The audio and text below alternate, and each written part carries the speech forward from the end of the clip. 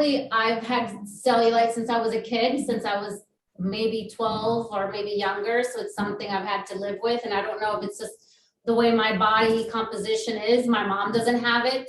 I have aunts that have it. I have aunts that do not have it, but it's definitely something I've struggled with. And as I've gotten older, now my mid to late 40s, my skin is sagging more. So I definitely want to concentrate on more muscle building because what I read is it will help with the sagging of the skin. So that's something that I want to move towards. And I don't know, maybe I should start lifting weights now at this point. I know we haven't because I wasn't ready. I don't know if maybe I'm ready now, but I definitely want to step it up with muscle building. Gotcha. Okay, so three things. First of all, cellulite is a very common thing, as you know that, especially for women. I don't know if someone actually has explained to you what cellulite is, but I can go over that quickly, a brief description, because a lot of women ask me this. And second, what it is that you need to do to actually prevent it and then actually make the appearance of it a little bit better. So if you go on a lot of research, there's a lot of bullshit out there with like, I've had clients that have spent $200 on creams, it didn't go away. And I'm like, try to get your money back or whatever, right?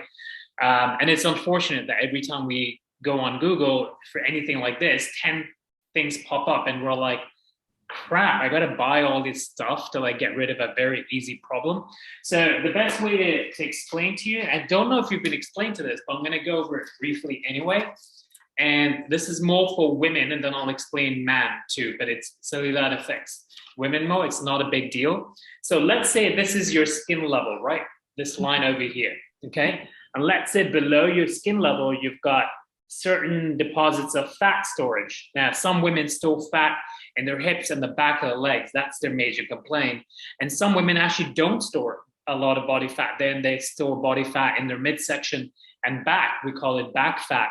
So we'll call this woman who basically stores fat in her hips and the back of the legs a pear-shaped woman. And then we'll call the other woman who stores fat in her belly and her upper body but has got proportionately smaller legs. I don't want to say lean legs, but I want to say smaller legs and A or apple-shaped body. Does that make sense to you so far? Yes.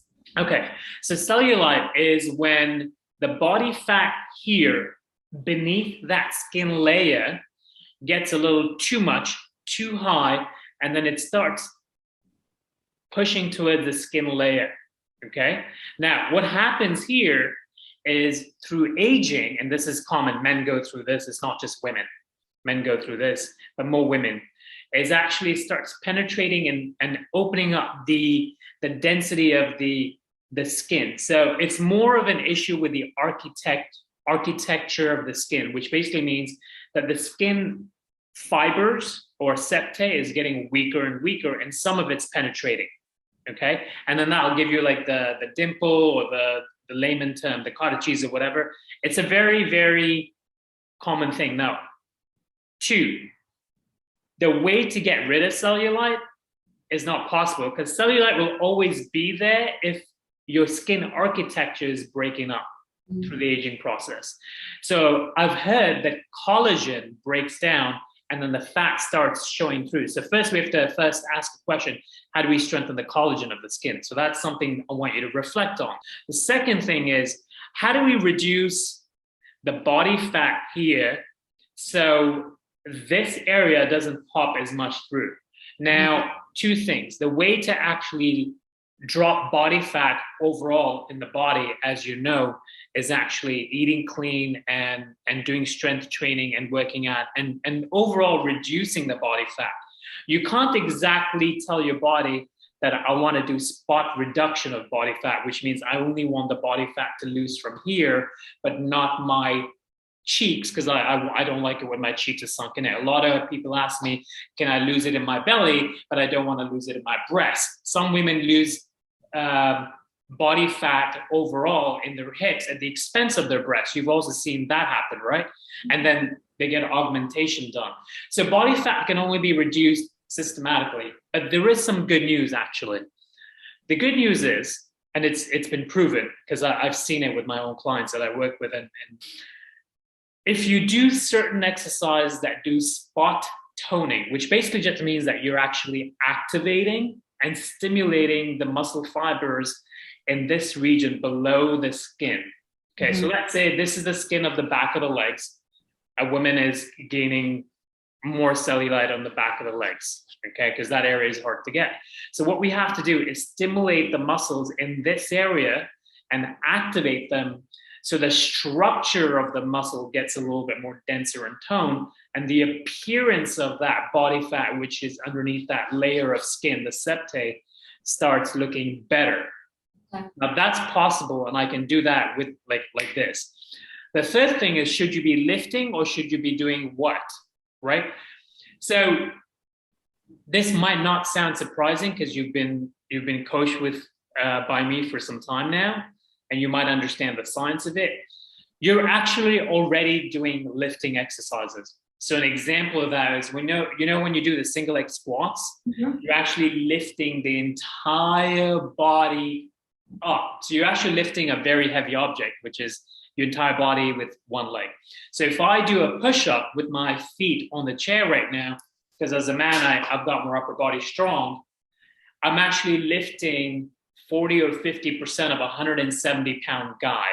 That's a lot of weight. The conversation gets tricky is lifting more important to get rid of cellulite, or is activating and stimulating that muscle and hitting it harder while you don't compromise on the two above principles gonna diminish some of the appearance of cellulite, which goes to the second point. That's the more important question. Let me give you an analogy, right? Like a couple of days ago, a guy reached out to me, and I train a lot of women, but a guy reached out to me because muscle is muscle. It does not differentiate between gender, right? And he wants to do two things. He wants to jack up his arms because summer's coming, we're all gonna wear t-shirts, and he wants to develop his shoulders. And this is what I asked him. I go, in your consultation, show me what you do in the gym, because I can tell you right now from Zoom what you're doing wrong.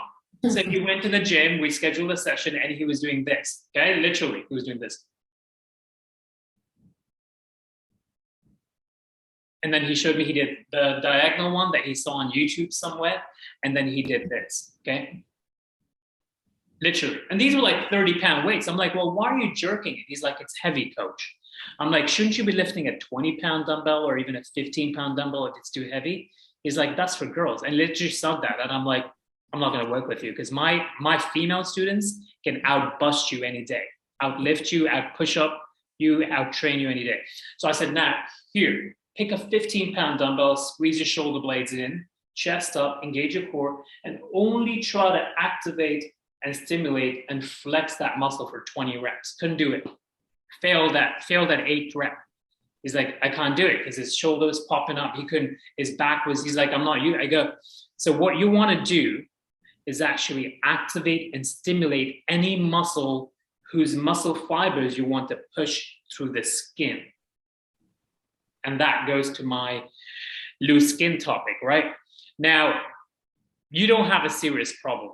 You want a serious problem? I'll show you some pictures of loose skin and serious problem. People who are overly weight, like 40, 50, 60 pounds overweight, I've seen them in my career.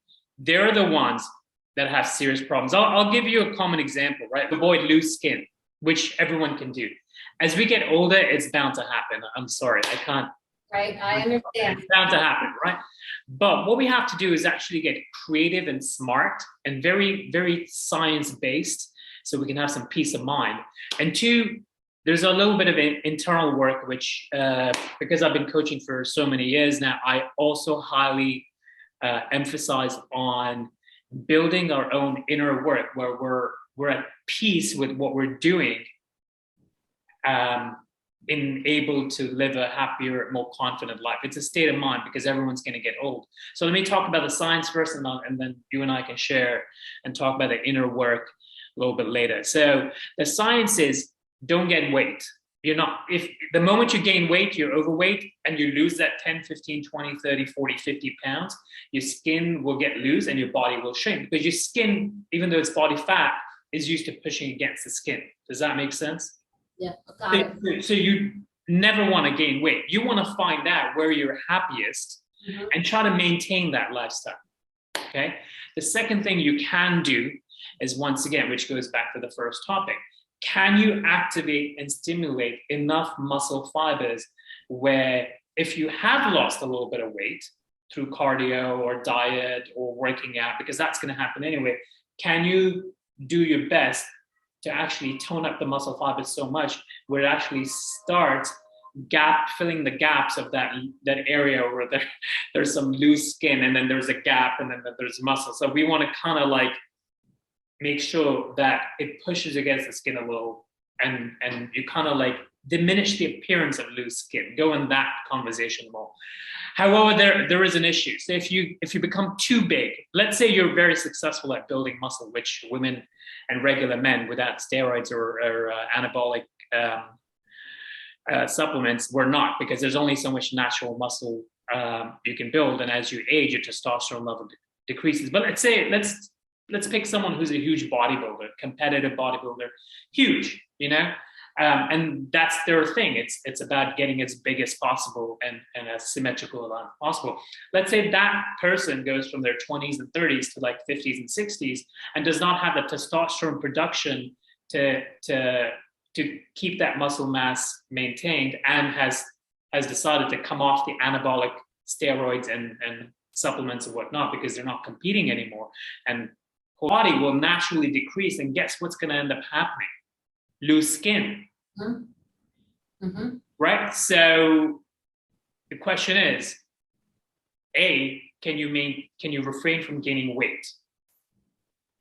Okay. B,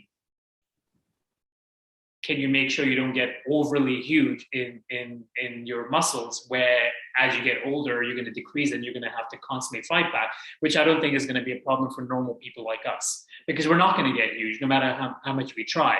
We have to actually eat pounds and pounds of meat and calories to get big and go on supplements, which are illegal.